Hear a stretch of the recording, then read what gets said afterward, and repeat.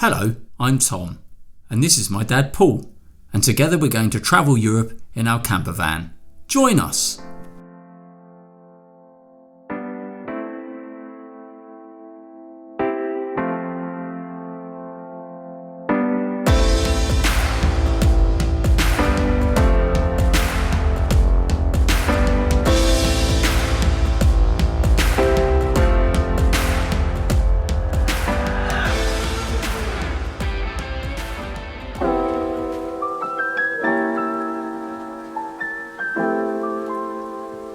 We began our trip to Switzerland on the longest stay of the year.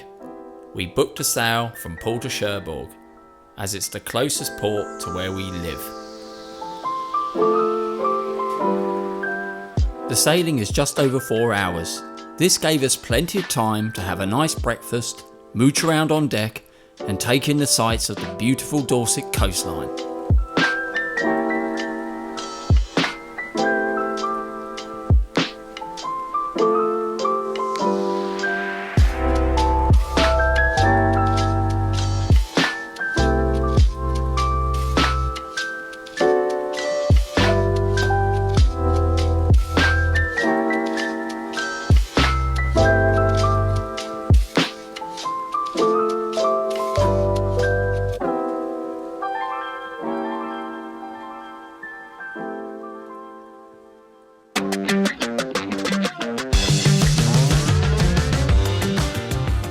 We arrived in Cherbourg just after 1:30 in the afternoon and immediately headed towards Caen and Upper Normandy, where our first stop for the night would be.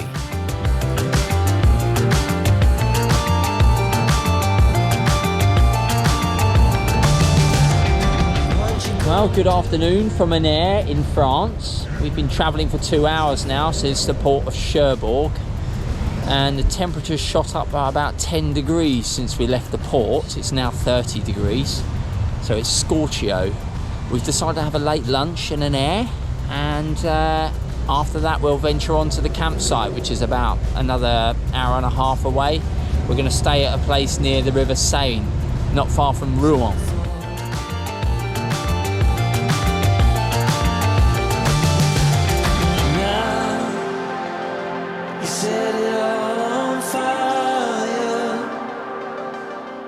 Campsite we've just come to. It's called Camping de Ile de Trois Rats. It's right next to the Seine River, and it's in a valley. There's a lovely castle just up that overlooks the campsite. It's got a nice swimming pool, lovely bar, restaurant nearby as well. Yeah, it's just so nice.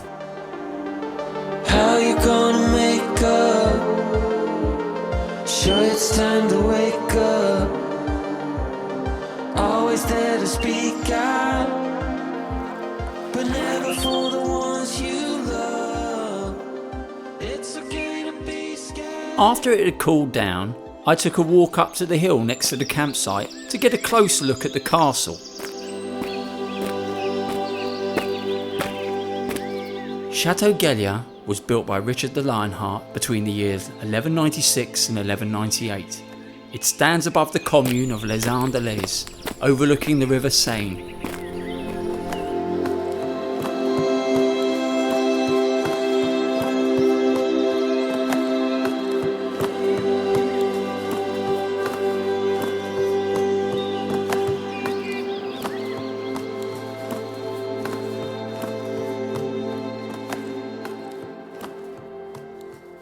The following day we hit the road early and headed east, narrowly avoiding Paris and the low emission zones.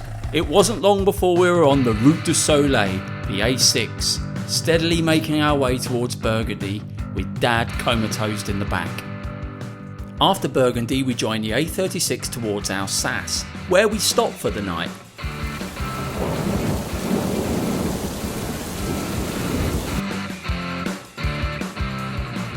The next day we drove towards Basel, which marked the border point between France, Germany and Switzerland. We purchased our vignette, and then we were well on our way towards Lucerne. You could see the Alps in front of us.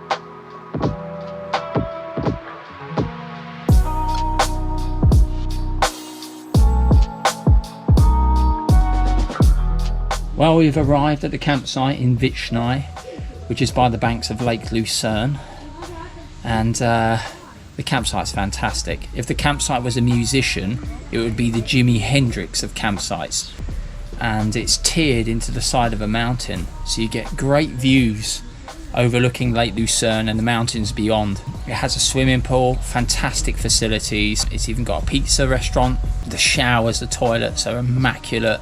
It's like a 5-star hotel, except it's got pictures. It's absolutely beautiful. What do you think of it? Very nice, yeah. Got a short walk to the beach at the side of the lake where you can go off paddleboarding, sunbathing, whatever takes your fancy.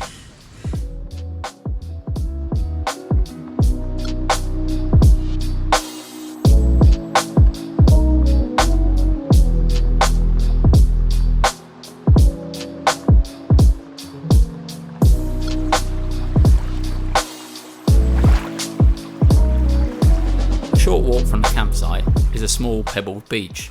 This was a great place used by locals as well as the people from the campsite. It had a public toilet block and 2 barbecues which were free to use.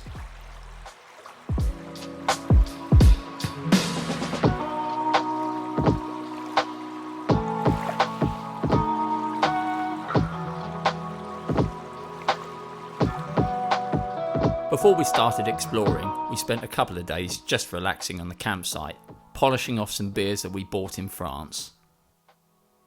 Well, I'm just above the campsite at the minute on a footpath that sort of leads up into the mountain that sort of overshadows the campsite. I'm not going to go all the way up the mountain today because they're threatening thunderstorms about sort of 2 o'clock this afternoon. That's only a couple of hours away, so I'm not going to risk it because I end up being washed back down the mountain. Towering above the campsite is Mount Rigi. The main summit stands at 1,798 metres. You can see from behind me that the cloud line is quite low and it's descending down from the mountain, so it won't be long before we'll have a bit of rain. Ooh, and a bit of thunder as well. There are many trails to walk whilst on Rigi. Most of them are interconnected. The Rigi Massif is made up of 6 different peaks, ranging in height of about 300 metre difference between the highest and the lowest of the 6 peaks. This is harder going than I thought. It's a bit steeper than I thought. The lady on the campsite next to us in the camper van said it was quite an easy walk. It's not.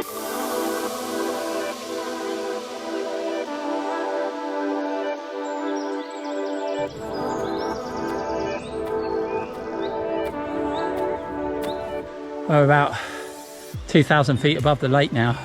It's just all forest now, so it's a bit cooler in the forest. Still very close though. I just stumbled across this little cabin. As you can see inside, you've got little candles lit, and a cross, and a Virgin Mary, and something written in Swissy Deutsch.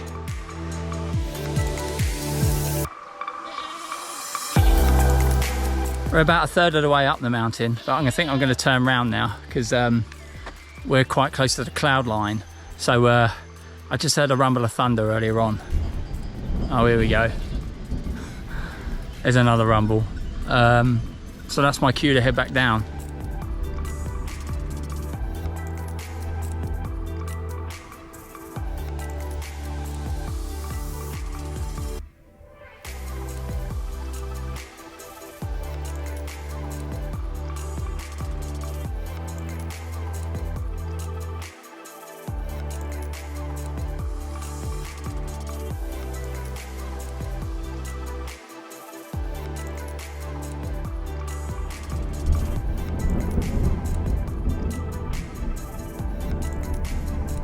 I took a different trail back down the mountain, which gave some nice views of Lake Lucerne.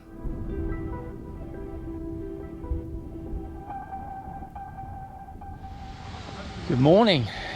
It's a bit cooler today and overcast, and they're forecasting a bit of rain again later.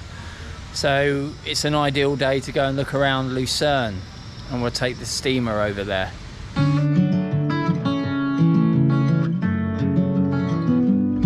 25 Swiss francs for a ticket on the steamer.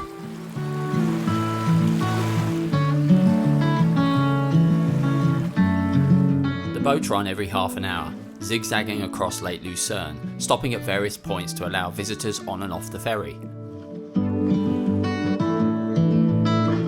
Even though the weather was a bit dull and overcast, the scenery was still amazing.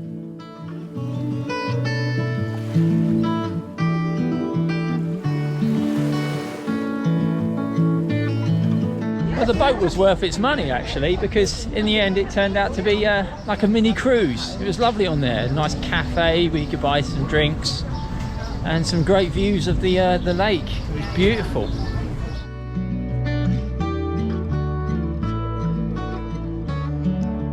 The city of Lucerne lies in the heart of central Switzerland, with a population of just 81,000. It's a small city, but nonetheless busy, with plenty of tourists visiting the whole year round.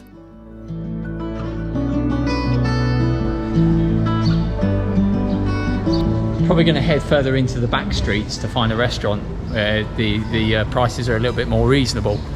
I mean, beer's a reasonable price here, beer's cheap here, but everything else is rather expensive.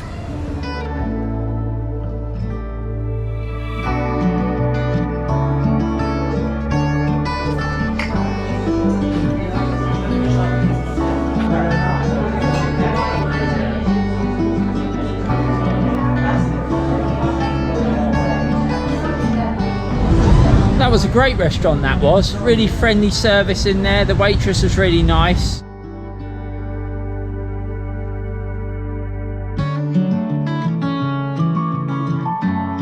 After walking off lunch, we headed for the Stadtkeller, where we tried some local beers.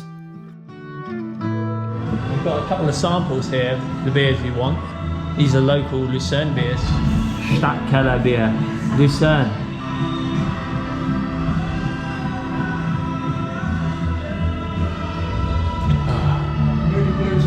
That's a good beer.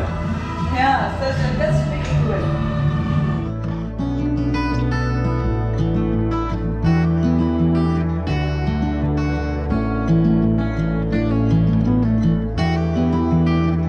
We're on our way to try and find the Gutsch Hotel, where you get lovely views of the city from up there.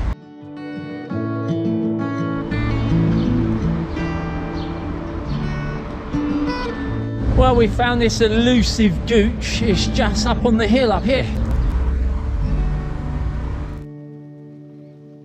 Chateau Gutsch dates back to the 16th century. It was later purchased in 1879, where it expanded into a hotel.